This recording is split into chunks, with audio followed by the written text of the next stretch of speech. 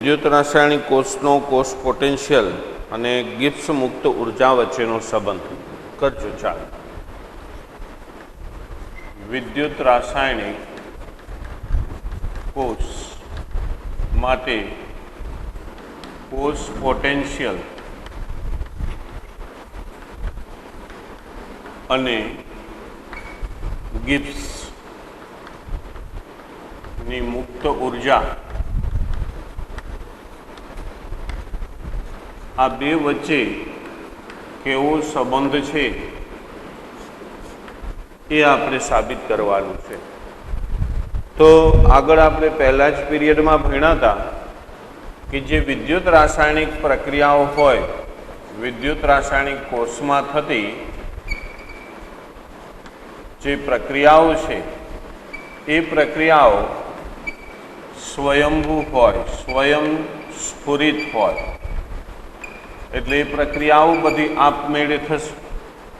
અને જે પ્રક્રિયાઓ આપમેળે થતી હોય, સ્વયં સ્ફુરિત હોય, એની અંદર ગિબ્સની મુક્ત ઉર્જા, ગિબ્સની મુક્ત ઉર્જાનું મૂલ્ય ઋણ હોય. જે ધોરણ 11ની અંદર આપણે ભણી ગયા કે ભાઈ ગિબ્સની મુક્ત ઉર્જા જો મૂલ્ય ઋણ મળતું હોય તો એ પ્રક્રિયા સ્વયં સ્ફુરિત હોય. તો એમ વિદ્યુત રાસાયણિક કોષમાં જે પ્રક્રિયા થાય છે એ પ્રક્રિયા સ્વયં સ્ફુરિત છે, તો એની ગિબ્સની મુક્ત ઉર્જાનું મૂલ્ય કેવું હશે? ઋણ હશે. તો કોઈ પણ વિદ્યુત રાસાયણિક કોષ હોય, આપણે આવા કોષ ભણ્યા હતા. સરળ આકૃતિ દોરું છું.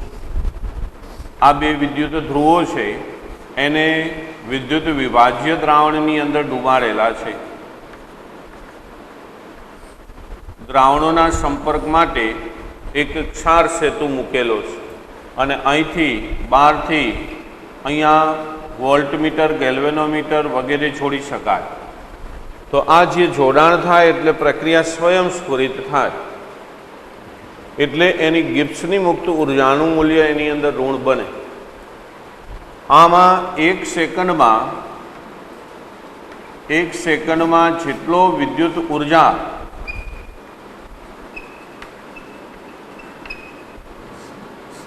પસાર થશે અથવા વિદ્યુત ઉર્જાઓ અહીંથી બેટરી જોડીને વિદ્યુત ઉર્જાઓ આપવામાં પણ આવે પહેલો પીરિયડ, અથવા જે વિદ્યુત ઉર્જા મળે એક સેકન્ડની અંદર, એ એની અંદર પસાર કરેલો વિદ્યુત ભાર અને કોષ પોટેન્શિયલ આ બંનેના ગુણાકાર જેટલો હોય. જે મુક્ત ઉર્જાનો ફેરફાર થશે એ કેટલો થશે?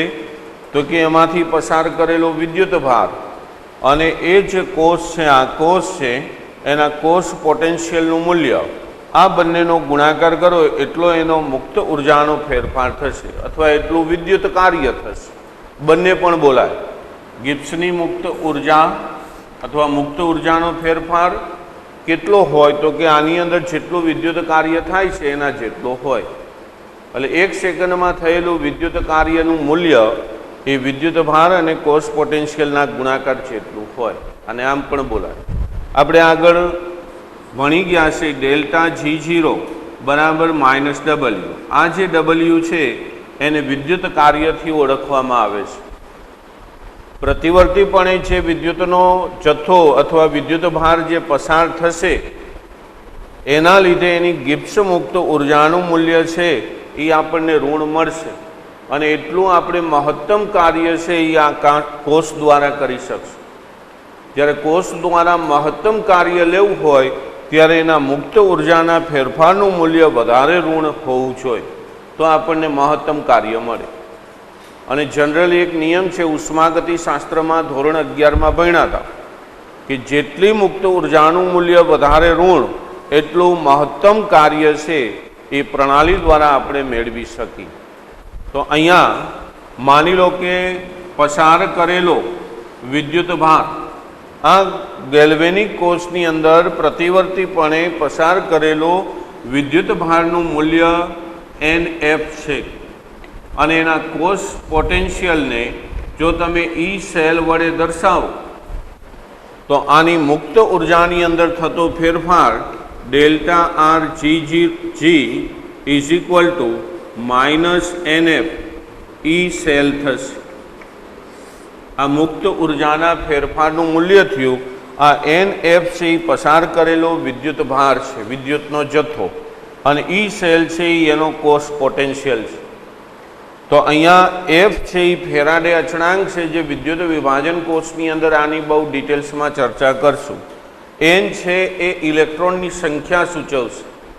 દાખલા તરીકે અહીંયા જો આપણે ગેલ્વેનિક કોષ લઈ Zn વત્તા કોપર +2, એમાંથી Zn +2 બને અને કોપર ધાતુ છૂટી પડે, તો અહીંયા ફેરફાર થતાં ઇલેક્ટ્રોનની સંખ્યા 2 છે.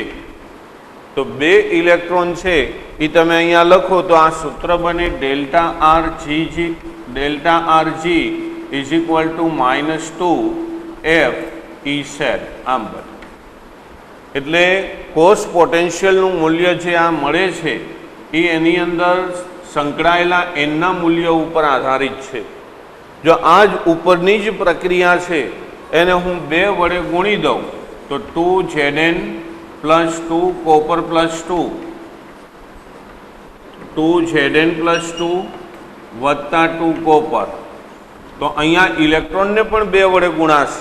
ફેરફાર થતાં ઇલેક્ટ્રોનની સંખ્યા 2 છે, તો અહીંયા ઇલેક્ટ્રોનને પણ તમે 2 વડે ગુણો તો એનું મૂલ્ય થઈ જશે N = 4. તો delta r G is equal to -4F E cell. તો આ રીતે સૂત્ર લખાય. એટલે ગમે તે રાસાયણિક પ્રક્રિયા હોય કે જે વિદ્યુત રાસાયણિક કોષની અંદર થાય છે, તો આની અંદર કેટલા ઇલેક્ટ્રોનનો ફેરફાર થાય એ નક્કી કરો અને એનું મૂલ્ય છે અહીંયા એનની જગ્યાએ મુકાય.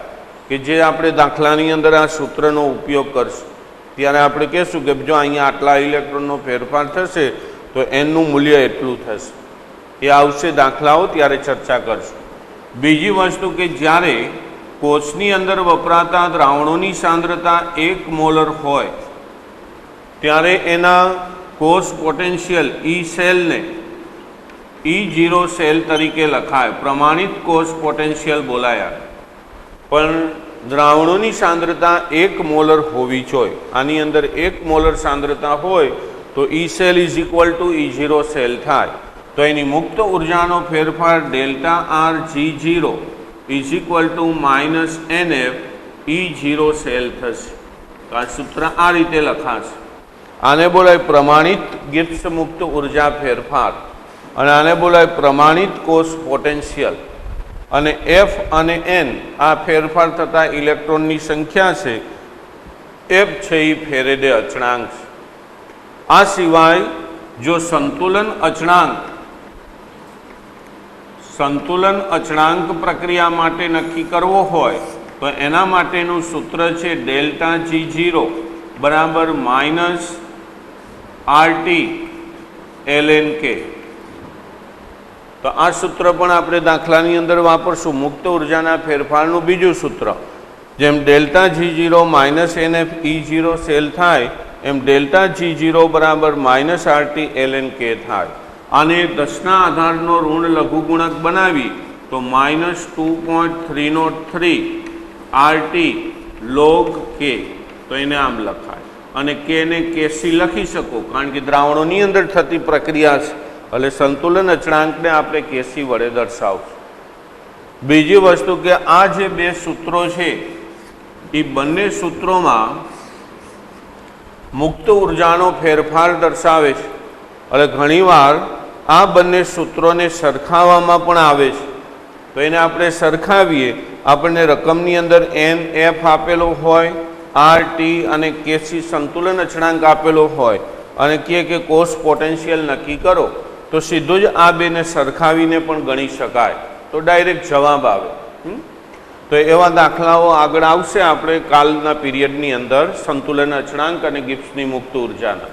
તો આપણે ત્યાં એનો અભ્યાસ કરશું. હવે આ જે વિદ્યુત રાસાયણિક કોર્સ આપણે અહીંયા પૂરો કર્યો એના દાખલાઓ છે એ હવે આપણે શરૂ કરીશું. હવે તમે ટેક્સ્ટબુકમાં ધ્યાન રાખતા જજો અને દાખલાઓ છે એના દરેક જે દાખલાઓ ગણાશે અહીંયા એના ફોટા છે એ તમને મોકલી દેશે. જો પહેલું પાઠ્યપુસ્તકનો સ્વાધ્યાયનો 3.17 એમાં આપણને કીધું છે પેજ 3.6 ઉપર આપેલ કોષ્ટક એટલે EMF શ્રેણીનું કોષ્ટક જે આપેલું છે એનો અભ્યાસ કરવાનો. પછી પ્રમાણિત વિદ્યુતધ્રુવ પોટેન્શિયલનો ઉપયોગ કરીને અનુમાન કરો કે નીચેનામાંથી કઈ પ્રક્રિયા છે એ થશે. તો એમાં પહેલી આપી છે Fe+3 એક્વા અને I- એક્વા. આ પ્રક્રિયા થશે કે નહીં એ આપણે નક્કી કરવાનું. બીજું Ag+, હવે હું એક્વા નથી લખતો, અને કોપર. ત્રીજી પ્રક્રિયા Fe+3 અને Br-. ચોથી પ્રક્રિયા Ag અને Fe+3. પાંચમી પ્રક્રિયા Br2 અને Fe+2.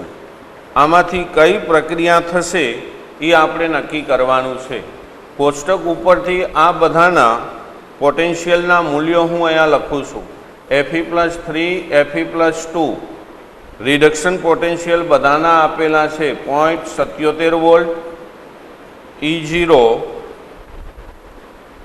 1/2I2/I- is equal to 0.54 volt. E0 Ag+ Ag એના પોટેન્શિયલનું મૂલ્ય છે 0.80 વોલ્ટ. ત્રીજો E0 કોપર+2 કોપર એનો પોટેન્શિયલ છે 0.34 વોલ્ટ અને E0 1/2 Br2 ને Br- એના પોટેન્શિયલનું મૂલ્ય છે 1.09 વોલ્ટ. આ બધાના પોટેન્શિયલના મૂલ્યો છે એ આપણને આપી દીધા. હવે આપણને એવું કીધું કે કઈ પ્રક્રિયા થશે. કુલ આવી 5 પ્રક્રિયા છે. તમને પરીક્ષાની અંદર પ્રશ્ન પૂછાય કે Fe+3 અને I- વચ્ચેની પ્રક્રિયા થશે કે નહીં. જો આપણે એના પોટેન્શિયલના મૂલ્યો જાણતા હોય તો એનો જવાબ આપી શકીએ. તો પહેલી વસ્તુ કે કઈ પ્રક્રિયા થશે કે નહીં કેમ ખ્યાલ આવે, તો એના માટે યાદ રાખવાનું કે એનો E0 સેલ જો ધન આવે તો કહેવાનું પ્રક્રિયા થશે, અને E0 સેલ જો ઋણ આવે તો એમ કહેવાનું કે પ્રક્રિયા થશે નહીં.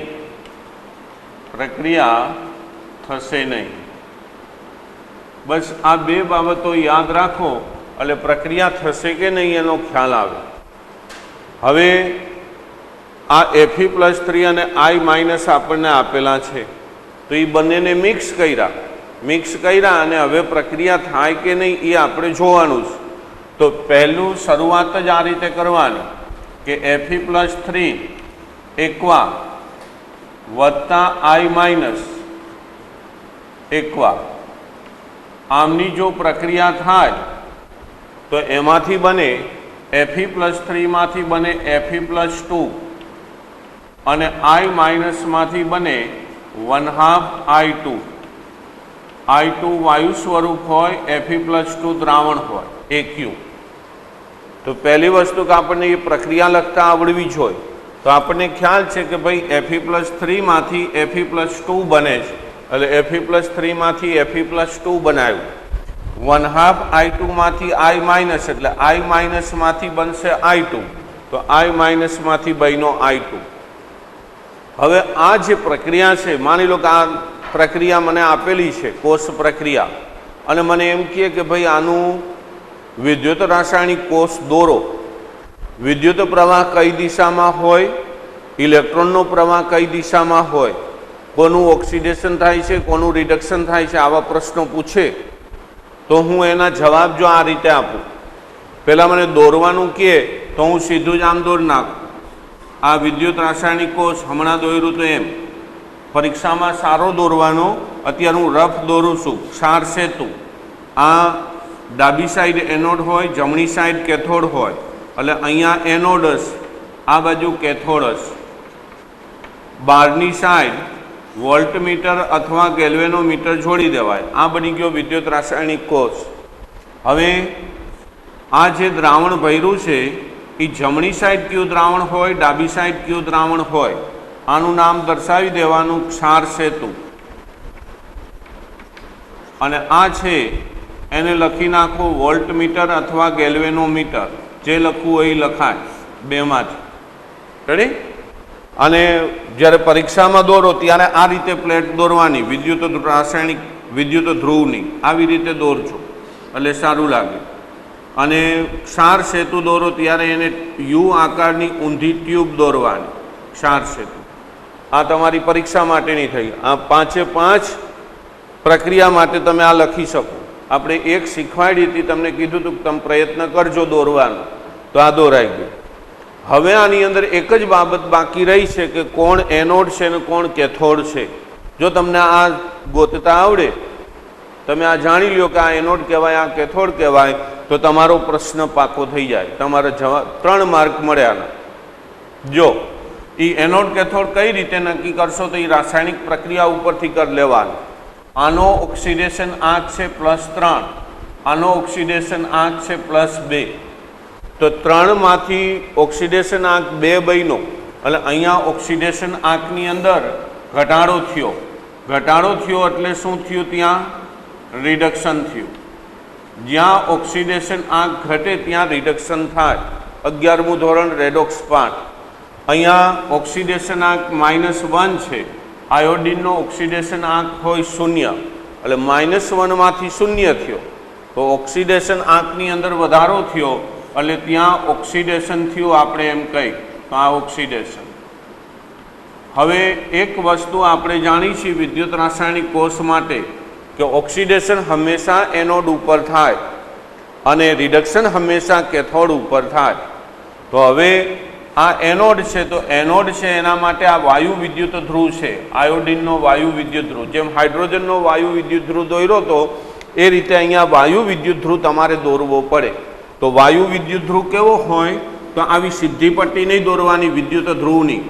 આમ કરી એક પ્લેટિનમની બ્લેડ અને અહીંથી એક આવી ટ્યુબ બનાવી નાખવાની. જે હાઇડ્રોજન દોરાય એ જ રીતે આયોડિન દોરાય અને અહીંથી આ છેડો છે એ અહીંયા જોડી દેવાનો. આ વાયુ વિદ્યુત ધ્રુવ બની જાય. જે હાઇડ્રોજન વાયુ વિદ્યુત ધ્રુવ છે સેમ એવો જ. અને અહીંયા તમે હાઇડ્રોજન વાયુ પસાર કરતા હતા એના બદલે અહીંથી આયોડિન વાયુ પસાર થાય I2 અને આ I- નું દ્રાવણ છે. તો આ બાજુ આપમેળે Fe+3 વાળું દ્રાવણ થઈ જશે, Fe+3. અને આ જે પ્લેટ છે એ લોખંડની થઈ જશે, Fe. તો આ વિદ્યુત ધ્રુવ બની ગયો. તમે ગમે તે બનાવી શકો આ 5માંથી. રેડી? આ તો અમસ્તો આપણો એક પ્રશ્ન હતો કે આવું પૂછે તો શું કરવું.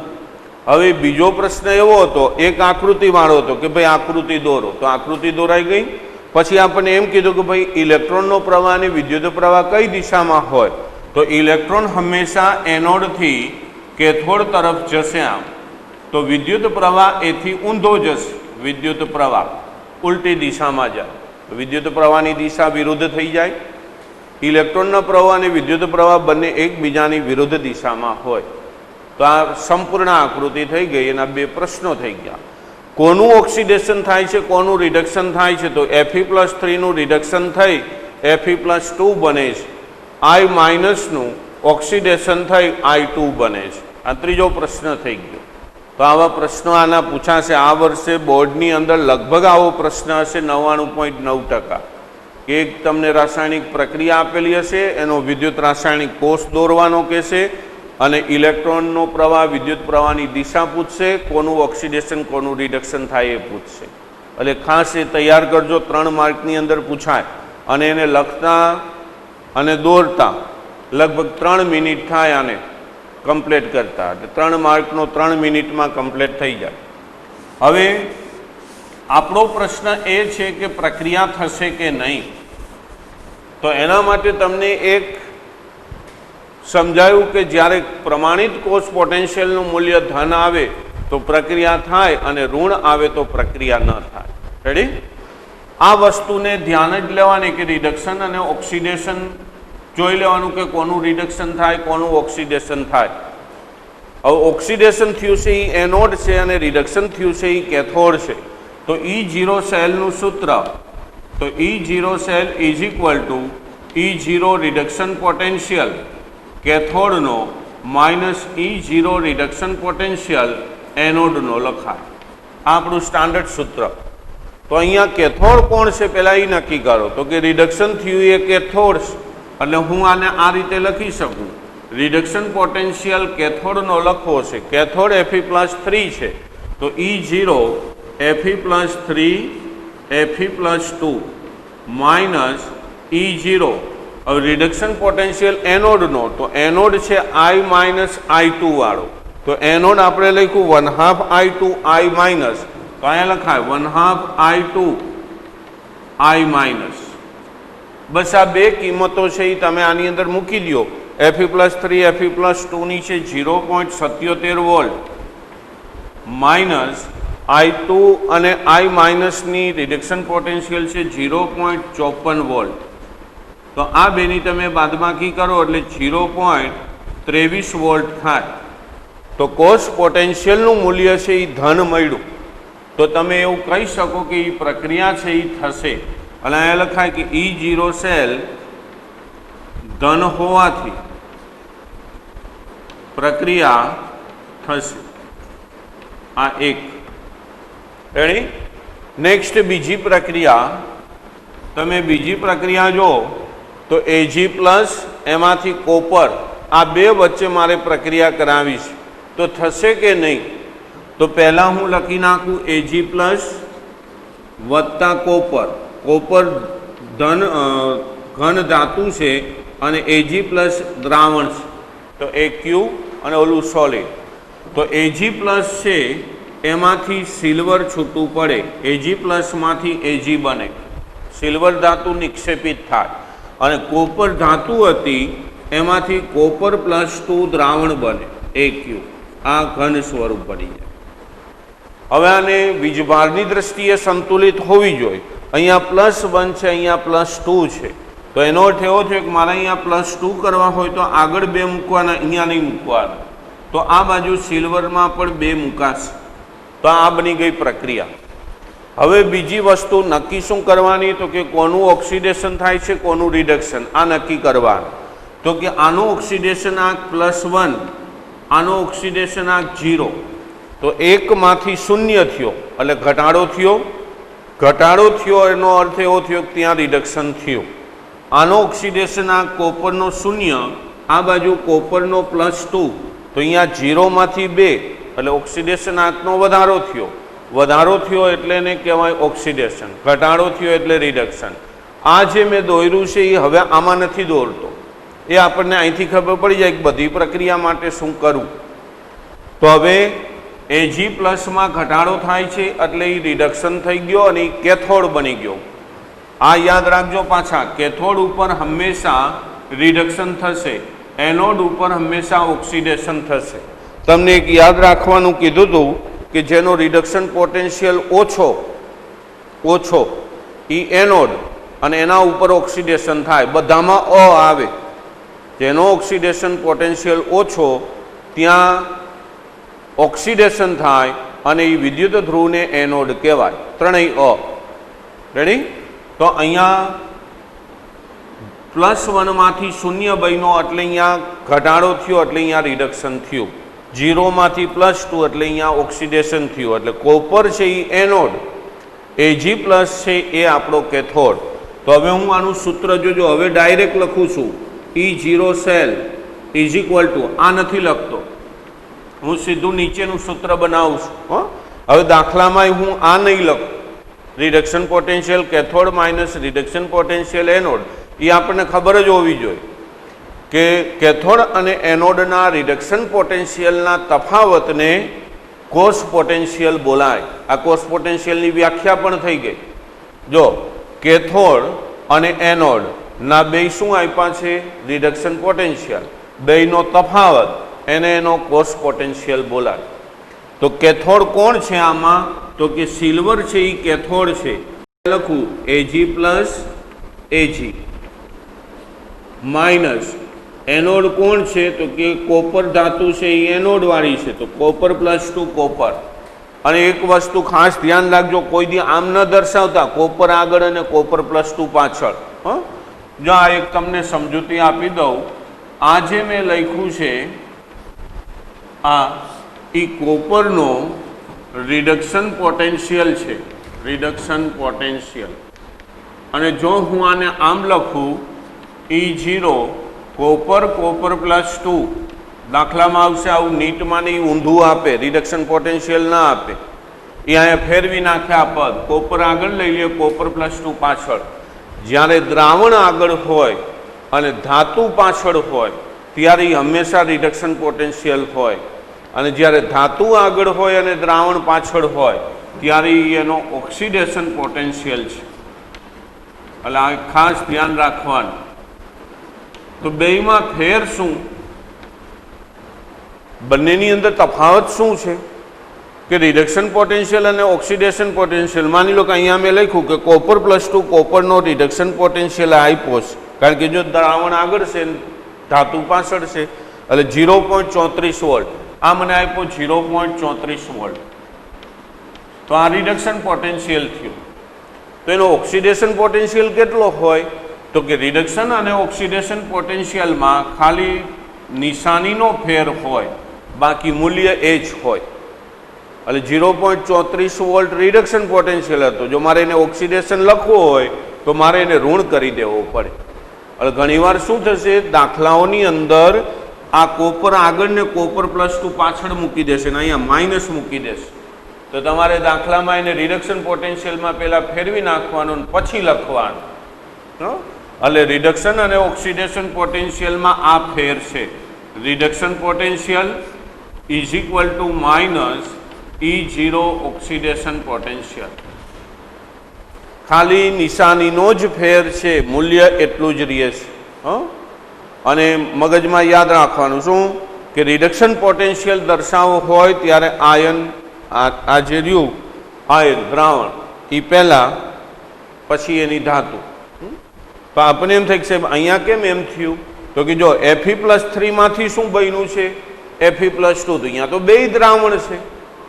તો બેય દ્રાવણ છે તો તમને એ ખબર પડી જવી જોઈએ કે Fe+3 છે એ એક ઇલેક્ટ્રોન મેળવે તો Fe+2 બનાવે.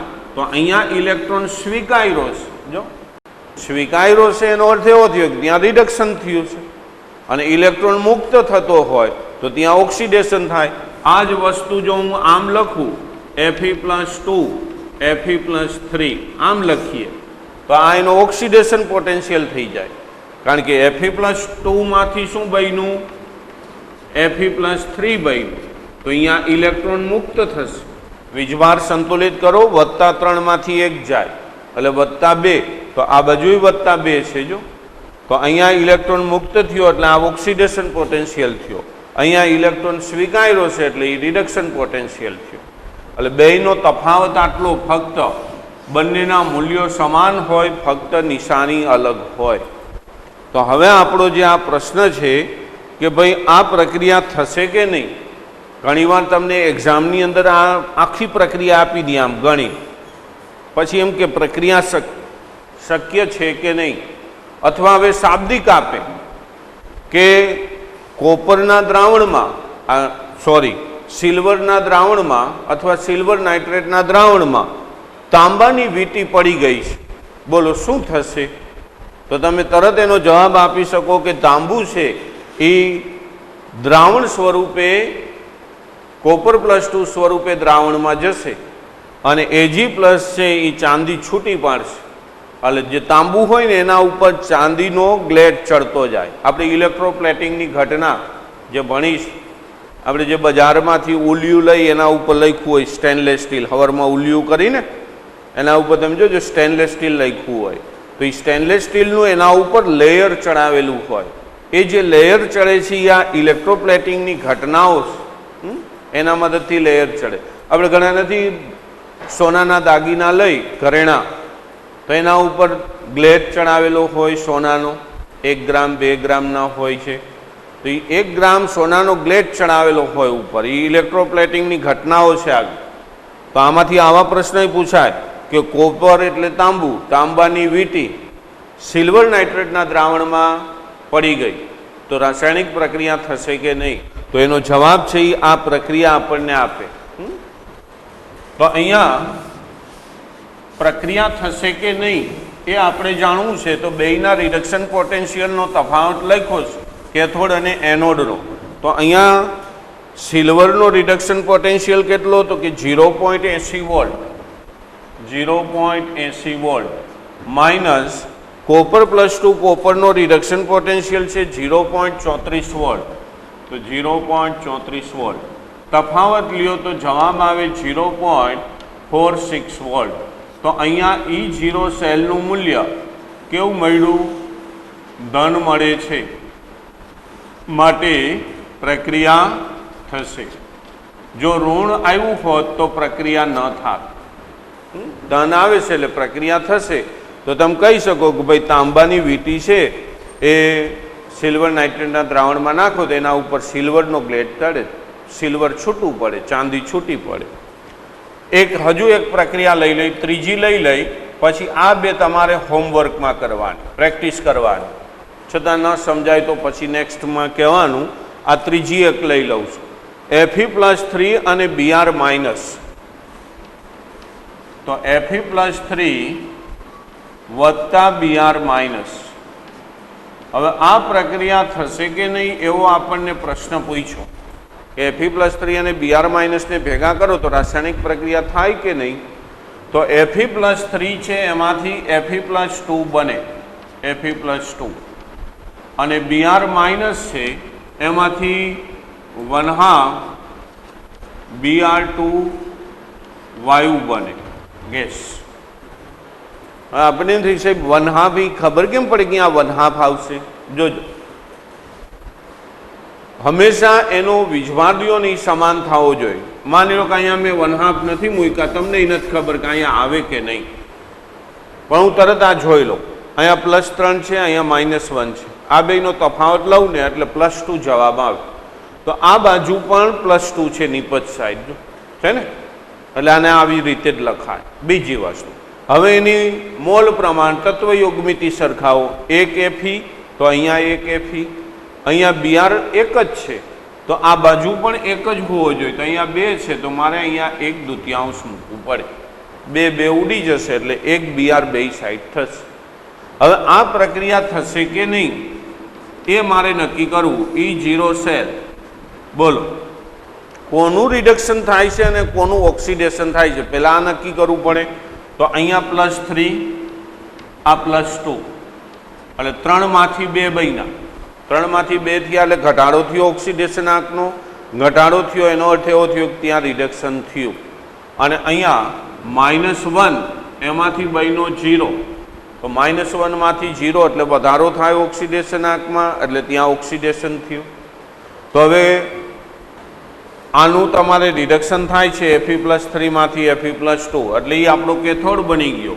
તો E0 Fe+3 Fe+2 minus E0, આનું -1 માંથી 0 એટલે એ એનોડ બની ગયો, ઓક્સિડેશન થાય છે. તો એને લખું છું 1/2 Br2 Br-. રાઈટ, તો આ પ્રક્રિયા લખી 1/2 Br2 Br- રિડક્શન પોટેન્શિયલ. હવે તમે આની કિંમત મૂકો 0.77 વોલ્ટ ને આની છે 1.09 વોલ્ટ. તો 0.77 માઇનસ 1.09, તમે આનો તફાવત લ્યો 1.09 માઇનસ 0.77, તો 2 10 લ્યો એટલે 3 વધે અને 0 મોટું પદ આ છે એટલે -0.32 વોલ્ટ થયું. તો -0.32 વોલ્ટ એનો અર્થ એવો થયો કે પ્રમાણિત રિડક્શન પોટેન્શિયલનું મૂલ્ય E0 સેલ ઋણ મળે છે. જો ઋણ મળે તો પ્રક્રિયા થશે નહીં. રેડી? તો પ્રક્રિયા ન થાય. એટલે ખાસ આ ધ્યાન રાખવાનું કે પ્રક્રિયા થશે કે નહીં એ કેવી રીતે ખ્યાલ આવે તો મેં તમને અહીંયા લખી દીધું છે હં પછી એનોડ કેથોડને કઈ રીતે ઓળખવાનો તો ઓક્સિડેશન થાય એ એનોડ રિડક્શન થાય એ કેથોડ હવે આ બે બાકી રહે ચોથી અને પાંચમી એ તમારે નક્કી કરવાની કે આ બે વચ્ચેની પ્રક્રિયાઓ થશે કે નહીં તમે એજી અને Fe+3 ને ભેગા કરો તો એજીમાંથી બનશે એજી પ્લસ અને Fe+3 માંથી બનશે Fe+2 રેડી અહીંયા Br2 ને અને Fe+2 ને ભેગા કરો તો Br2 માંથી બને Br- અને Fe+2 માંથી બને Fe+3 પછી બે બાજુ વીજભારને સમાન કરવાના પ્રક્રિયા સાચી લખવાની આ પછી તમારે એનોડ કેથોડ જોઈ લેવાના અને કિંમત મૂકી ધન આવ્યો તો કહેવાનું થશે ઋણ આવ્યો તો કહેવાનું નહીં થાય રેડી એટલે આ બે હોમવર્ક છતાંય ન આવડે તો પછી હું શીખવાડીશ તો કહેજો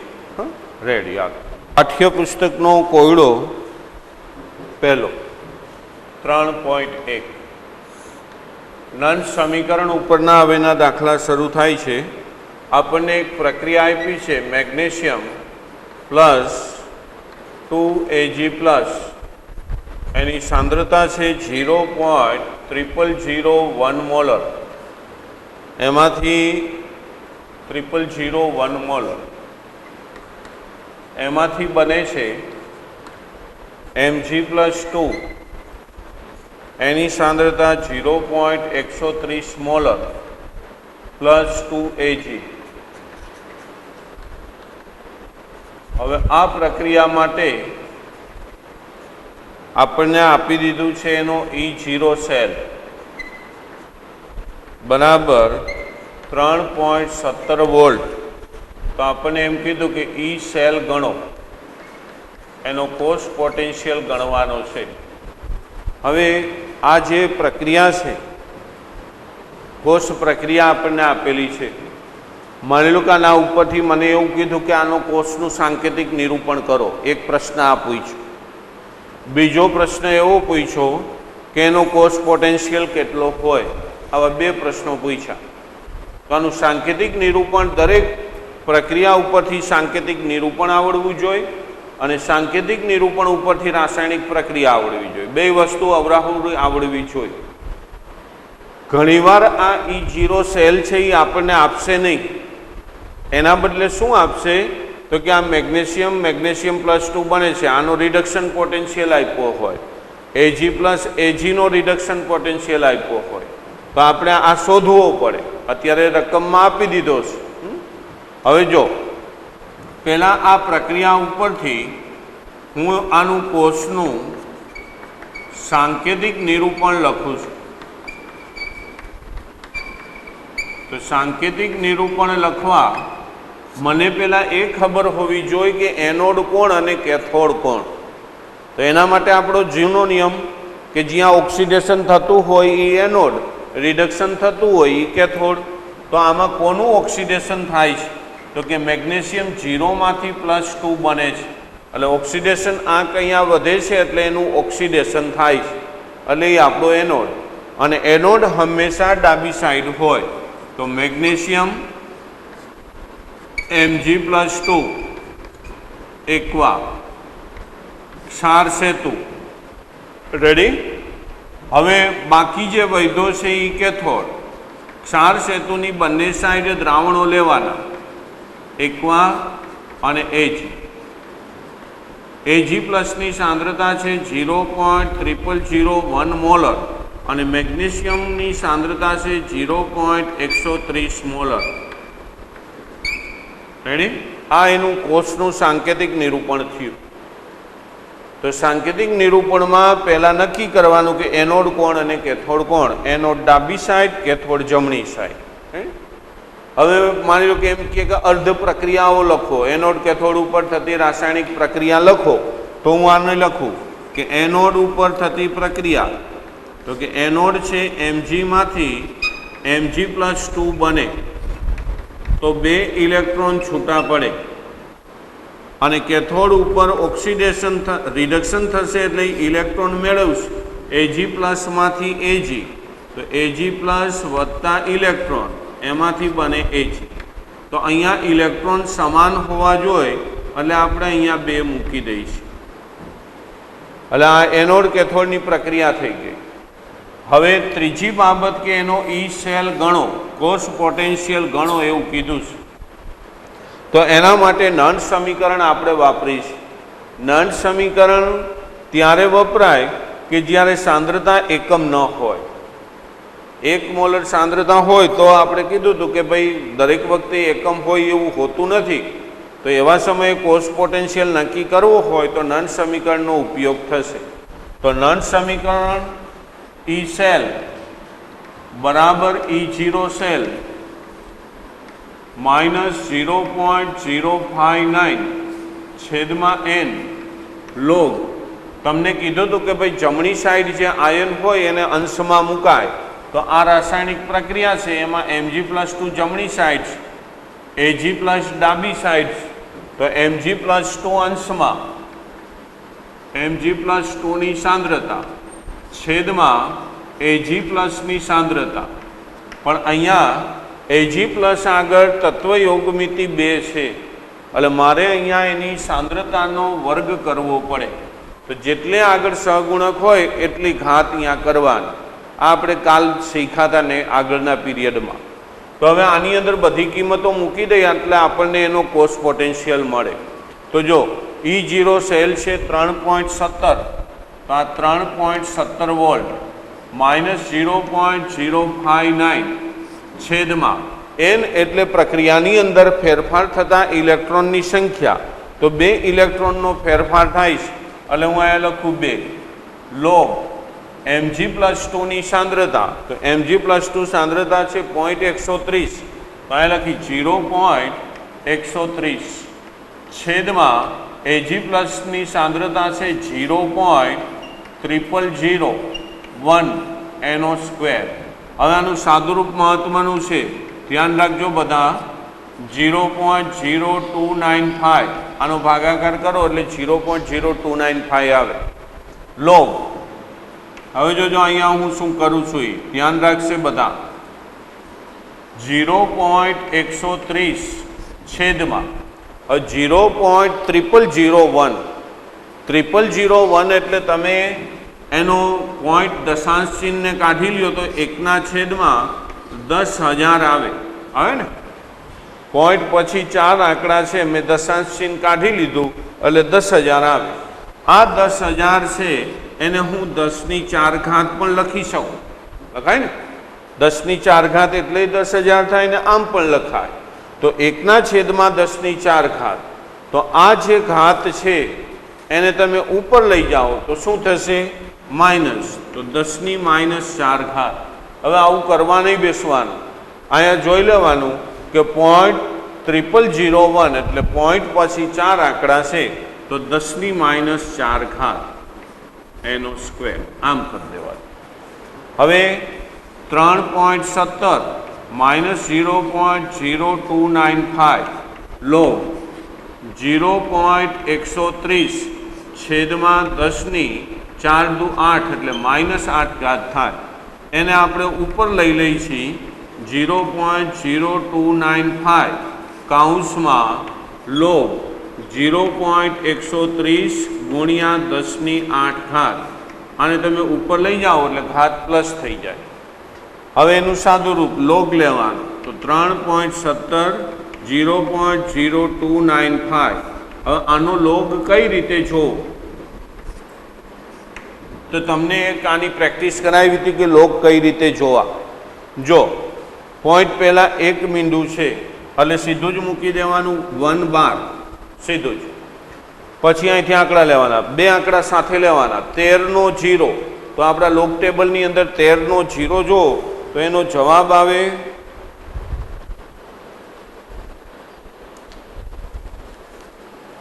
લોગમાં 13નો 0 આવે છે 1139. તો આનો જવાબ 1139. આ જે ઘાત છે એ પ્લસ કરીને નીચે મૂકી દેવાની, આવું શીખવાડ્યું. આટલાનો લોગ કેવી રીતે લખ્યો? તો કે 0.0 છે એટલે 1 બાર લખ્યો. 13નો 0 મેં લોગ જોયો 1139. અને 10⁸ છે તો આ ગુણક છે એ પ્લસ થઈ જાય, +8 ઘાત નીચે આવી જાય, કારણ કે log 10 રહ્યો એનો જવાબ 1 આવે, એટલે એવું યાદ નથી રાખવું, સીધી ઘાતને નીચે લઈ લેવાની. તો 3.17 - 0.0295.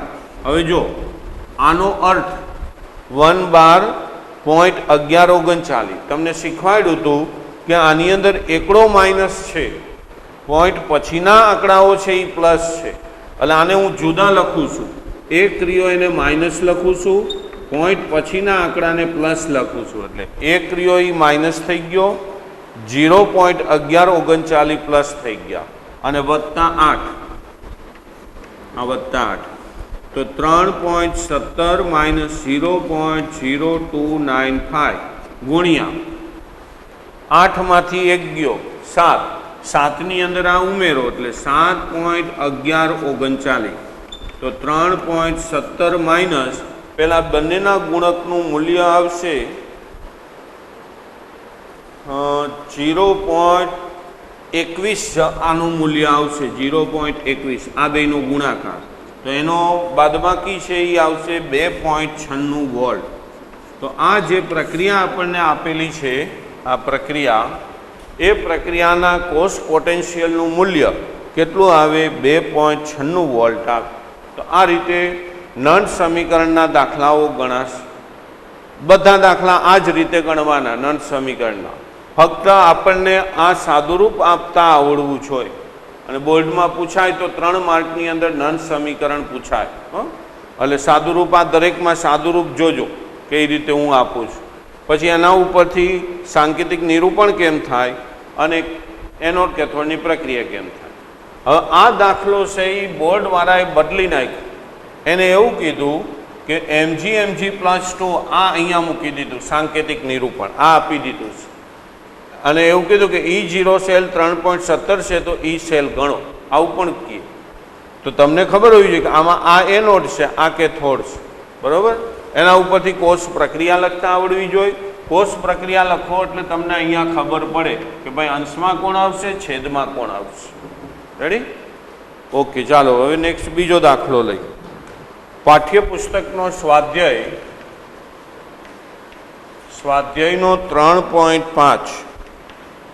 દરેક દાખલા 3 ગુણની અંદર પૂછાય એવા છે. કુલ 4 છે. આપણને એના કોષ પોટેન્શિયલ શોધવાના કીધા છે. કુલ 4 દાખલાઓ છે, એમાંથી આપણે એક પહેલો દાખલો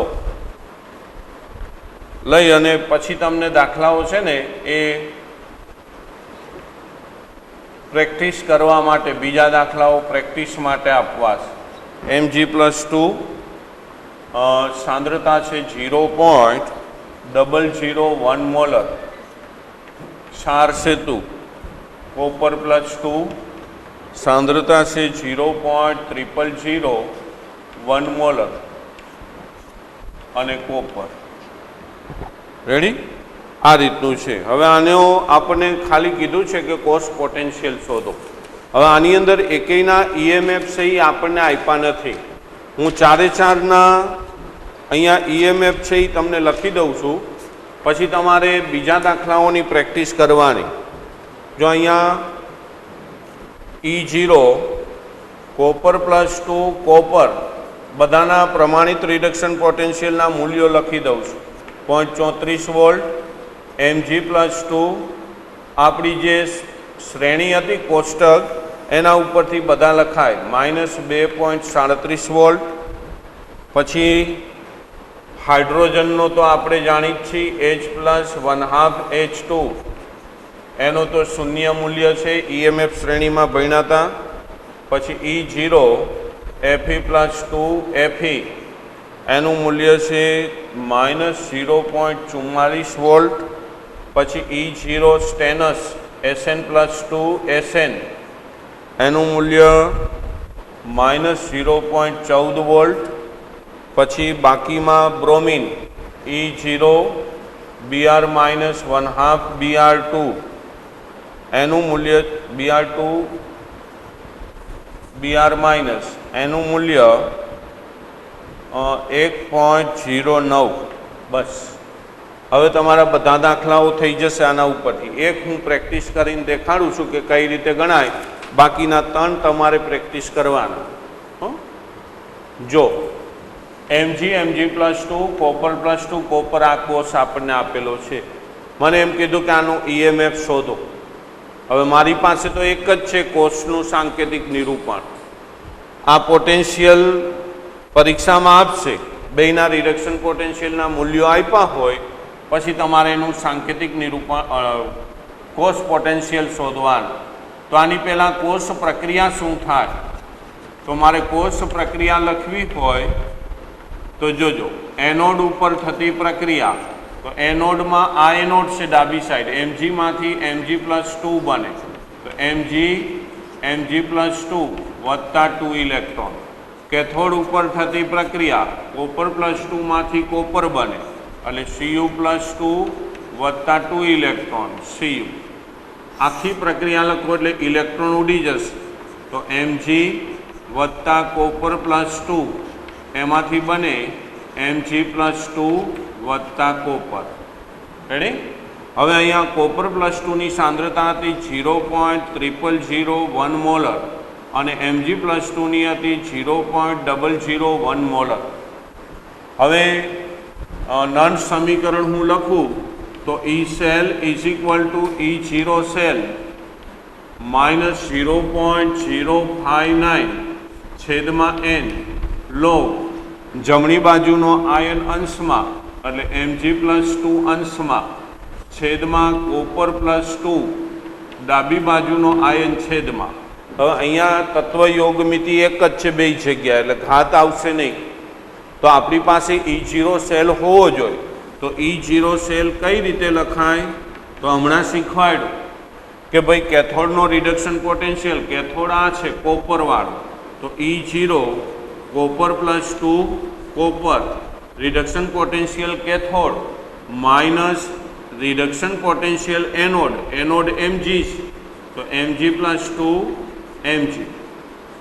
તો કોપરનો રિડક્શન પોટેન્શિયલનું મૂલ્ય 0.34 વોલ્ટ માઇનસ Mg+2 એનો રિડક્શન પોટેન્શિયલ માઇનસ 2.37 વોલ્ટ. તો 0.34 માઇનસ માઇનસ પ્લસ 2.37, તો આનો જવાબ આવે 2.71 વોલ્ટ, 2.71 વોલ્ટ થાય.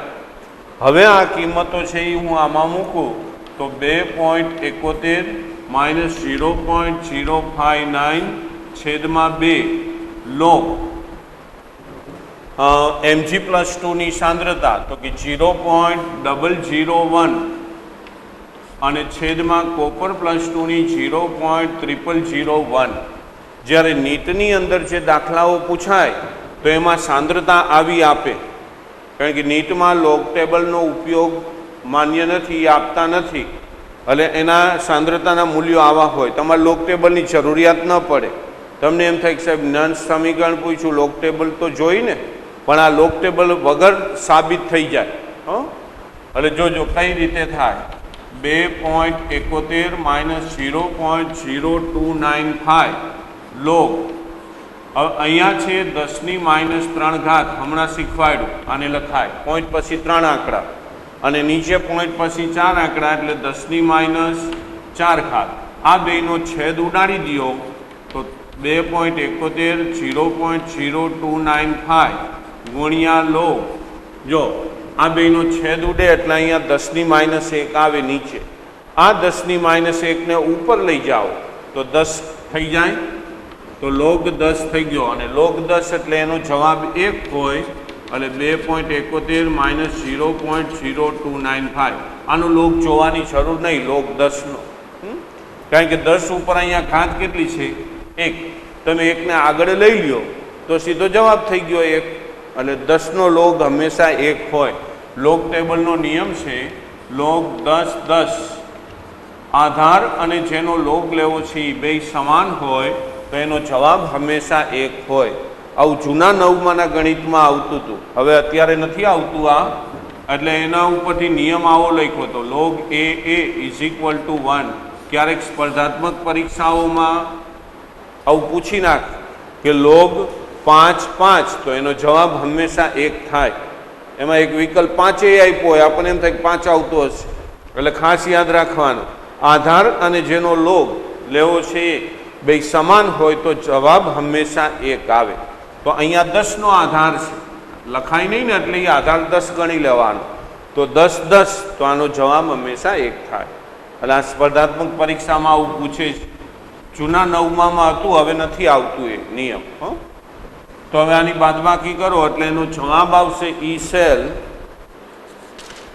2.68 વોલ્ટ.